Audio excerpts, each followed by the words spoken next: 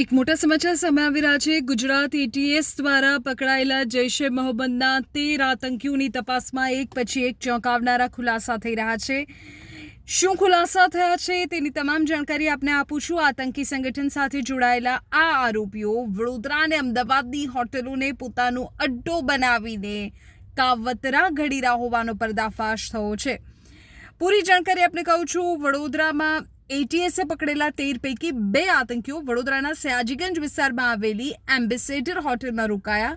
આતંકી અહમદ ગાઝીવાલા અને ઇબ્રાહિમ ગાગાએ કાશ્મીરથી ખાસ એક આતંકીને વડોદરા બોલાવી હોટેલમાં ગુપ્ત મીટિંગ કરી। પાલનપુરના ભાગલ ગામથી કડી અને વડોદરા સુધી હવે તાર જોડાયેલા છે, જેમાં હોટેલ માલિકની ભૂમિકા પણ શંકાના ઘેરામાં છે। આ સિવાય અમદાવાદનું કઠવાડા કનેક્શન પણ સામે આવ્યું છે। અમદાવાદના કઠવાડા સ્થિત દિવ્યા પેલેસ હોટેલમાં આરોપી બિલાલ શેરા સલમાન શેરા સાથે છેલ્લા 1 વર્ષથી અવારનવાર રોકાતો। એટીએસની ટીમ બિલાલને સાથે રાખી હોટેલ પર તપાસ માટે પણ પહોંચી હતી। પ્રાથમિક વિગતો મુજબ બિલાલ નોકરીથી આવ્યા બાદ મોડી રાત સુધી લેપટોપમાં કામ કરતો અને તેણે અગાઉ અન્ય આરોપી અમીનને જેહાદી પુસ્તકો ધરાવતી પેન ડ્રાઈવ પણ આપી હોવાનું સામે આવ્યું છે।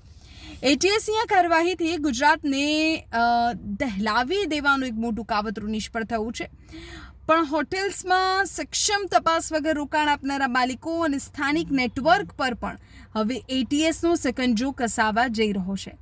તપાસમાં હજુ કેટલા મોટા નામ સામે આવે એ અત્યારે કહી ન શકાય, પણ બની શકે કે આ બાબતે વધુ ખુલાસા આવનારા સમયમાં થાય। એટીએસ હજુ પણ આ મામલે વધુ ખુલાસા કરે, પણ અત્યારે જે સમાચાર સામે આવ્યા છે, અત્યારે જે વિગતો સામે આવી છે એ પણ ખૂબ મહત્વપૂર્ણ છે અને વડોદરાથી લઈને કઠવાડા સુધીના કનેક્શનને લઈને માહિતી સામે આવી છે। જોવું રહેશે આ કેસમાં દેશની સુરક્ષા સાથે જોડાયેલો આ મુદ્દો છે, તેના કેસમાં વધુ શું અપડેટ સામે આવે છે।